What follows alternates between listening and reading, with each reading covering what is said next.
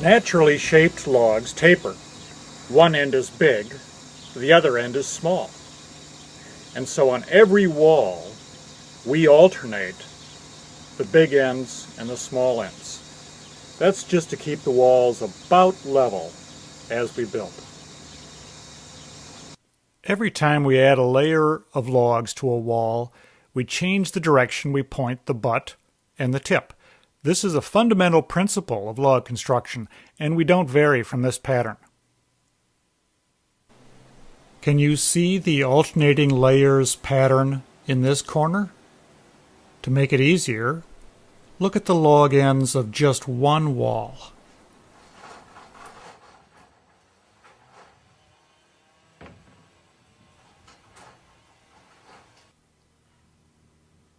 So this wall alternates tip, butt, tip, butt, tip, butt. And the same thing on this wall. Tip, butt, and so on. But the corner is butt, tip, butt, tip. A different pattern. Here's why that happens. We're weaving together two walls at one corner.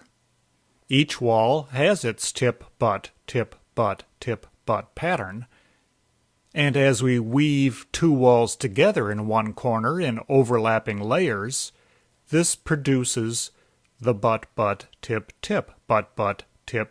pattern. All handcrafted log buildings have this pattern in every corner. Tip, butt, tip, and so on. And this turns out to be very important for log builders. In the butt, tip pattern, the tip that comes first is different than the tip that comes second.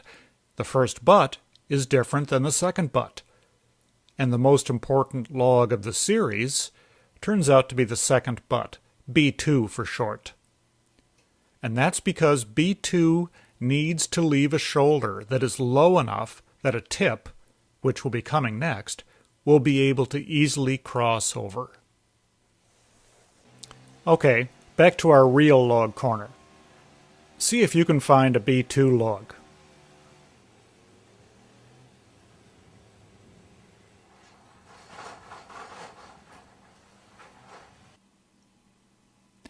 Well, here's one of them. And of course, it's a first tip, a T1, that crosses over it. This B2 is a big log. Look at its diameter, the red arrow. Even though it's a big log, it's left a low shoulder, the green arrow, and the tip easily crossed over it. Here are the other B2 logs in this corner.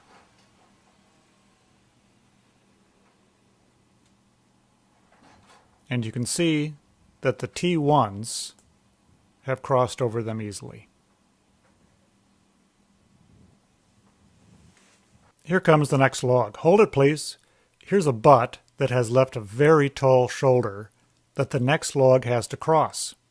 Okay.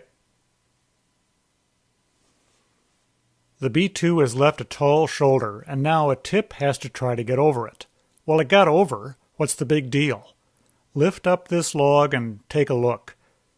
The notch nearly cuts all the way through this tip. In fact, it might even break off.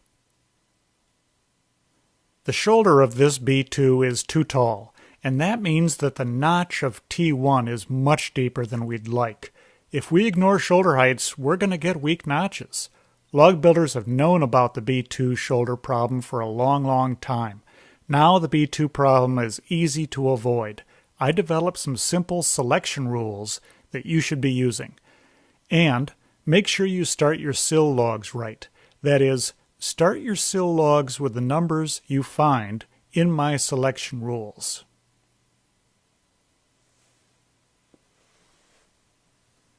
Again, a bit of log building magic. I'm going to alter the size of the sill log on this wall. Watch what happens to the shoulder of the top log. The only thing that's changing about this wall is its sill log, nothing else. By altering only the sill log, I can ensure that the T1 shoulder is a good, strong height. I tell my students that the sill logs are the most important logs in their house. And it's true. Let's see that magic again. Get your sill log started right, and the rest of the building will be a lot easier. The sill logs have a huge impact on all shoulders, not just some shoulders, all the way up and in every corner. I'm Robert Chambers. I hope you enjoyed that short clip from my DVD series, Building Log Homes. It's a video companion to my best-selling book, The Log Construction Manual. The first box, Building Log Walls, has 3 DVD discs and is about 5 hours of instruction. You can buy my DVDs and my book from my website, logbuilding.org. I guarantee you'll be satisfied, but if you're not, just return those discs to me. I'll give you a full refund. But I'll bet you keep them and watch them again and again. Let me show you how to build your log home like a pro.